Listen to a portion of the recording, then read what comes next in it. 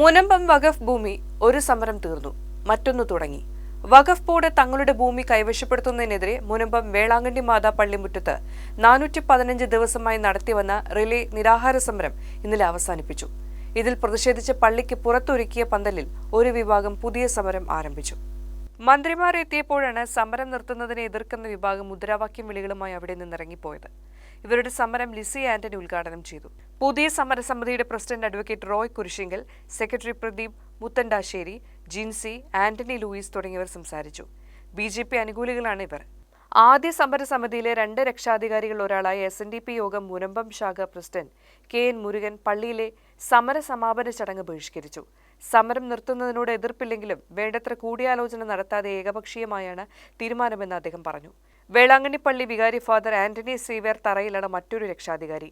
മുനമ്പം ഭൂസമരം അവസാനിപ്പിക്കുന്നത് താൽക്കാലികമായാണെന്നും ശാശ്വത പരിഹാരം ഉണ്ടായില്ലെങ്കിൽ വീണ്ടും സമരവുമായി രംഗത്തിറങ്ങുമെന്നും രക്ഷാധികാരി ഫാദർ ആന്റണി സേവ്യർ പറഞ്ഞു.